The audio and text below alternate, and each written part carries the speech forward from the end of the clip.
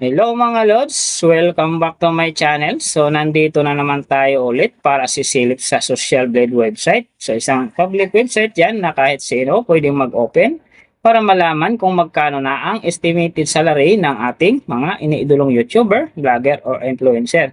So maraming salamat sa lahat ng channel na aking ni-review dahil sa inyo nakagawa din ako ng aking channel. And then syempre maraming salamat din sa lahat ng inyong supporter na nandito at sumusuporta na rin sa aking channel.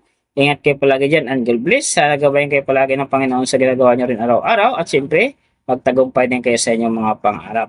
So mga lods, kung hindi pa kayo nakapag-subscribe, pakiclick nyo muna subscribe natin. And then syempre pakipush na rin ng notification bell para lagi kayong updated sa ating video. So ano pa ba ang hinihintay natin mga lods? Let's go!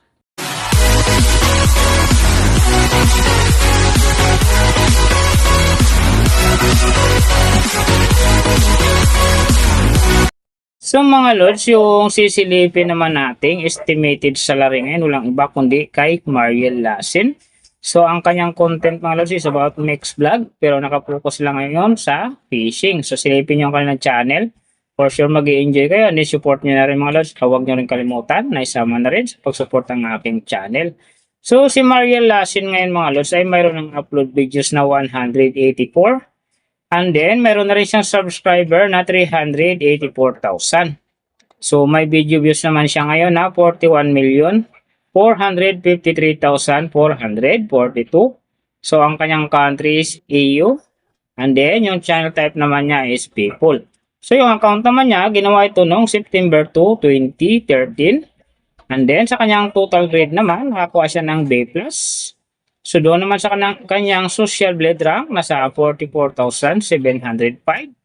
And then sa kanyang subscriber naman, nasa 1,964. So doon naman sa kanyang video views rank, nasa 357,010. And then sa kanyang country rank naman, nasa 639.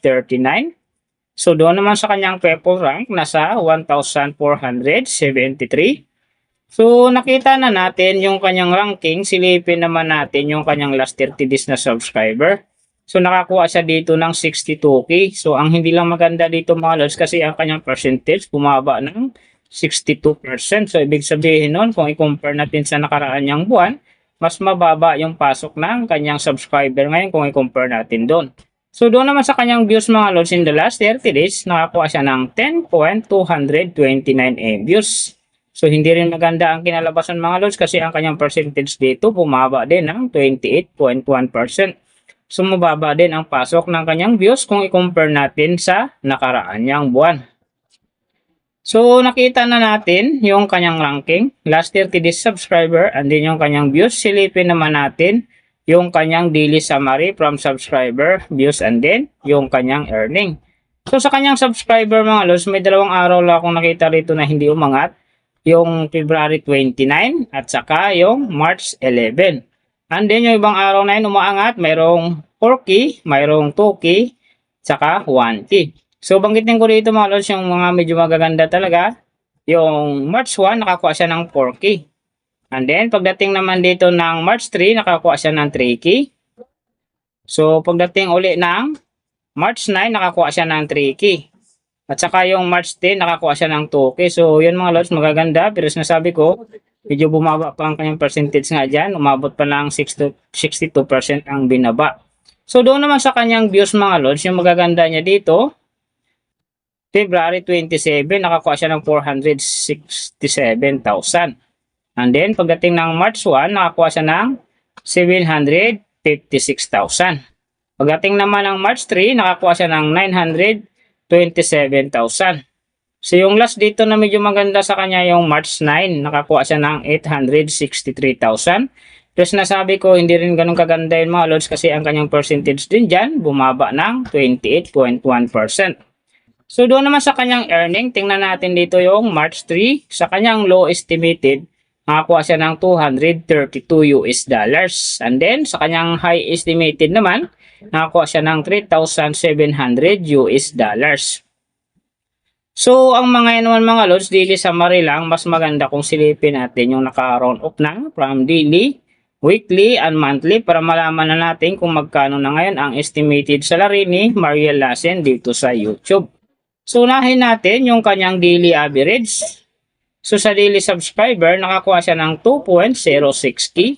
And then sa kanyang views naman, nakakuha siya ng 340,981.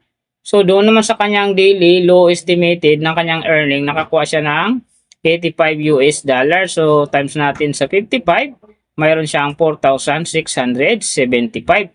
And then sa kanyang daily high estimated naman ng kanyang earning, nakakuha siya ng 1,400 US dollars. So times natin sa 55, mayroon siyang 77,000.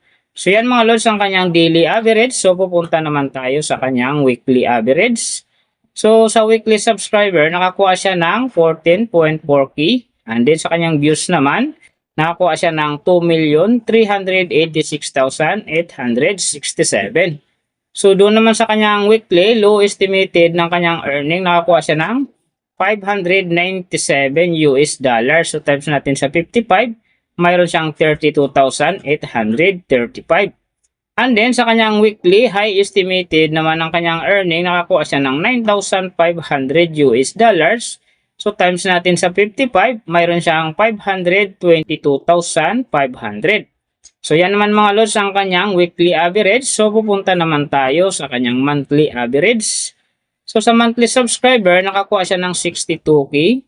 And then sa kanyang views naman, nakakuha siya ng 10,229,410. So doon naman sa kanyang monthly, low estimated ng kanyang earning, nakakuha siya ng 2,600 US dollars. So times natin sa 55, mayroon siyang 143,000.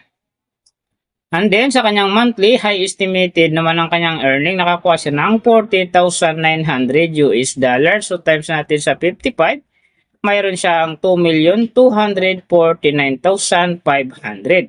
So yan man mga lods ang kanyang monthly average. And then yung nababanggit ko rito or nakikita nyo is pawang estimated lamang yan. Nakabase lang tayo sa social website. Isang public website na kahit sino pwedeng mag-open para malaman kung magkano na ang estimated salary ng ating mga iniidolong YouTuber, vlogger, or influencer. And then, yung sinasabi ko mga lods, lagi natutupad dyan, yung low estimated kasi nga hindi talaga natin kayang i-demand sa ating mga viewers na huwag mag-skip ng ads. Pero pwede pa rin maging times 2, times 3, or maging times 4 pa yan kapag ang isang vlogger nakapagpa-viral ng kanyang video. So kung supporter ka ni Mariel Lassen mga lods, huwag na kayong mag-skip ng ads dahil big help yan sa kanyang channel at saka siyempre sa kanyang mga sariling hadikain. Pero siyempre huwag niyong kalimutan din na huwag na rin i-skip ang aking ads dahil big help yan sa aking channel at saka siyempre sa aking munting pangarap. Sa mga lods, kung hindi pa kayo nakapag-subscribe, pa-click nyo na subscribe natin and then siyempre pakipost na rin ang notification bell para lagi kayong updated sa ating video.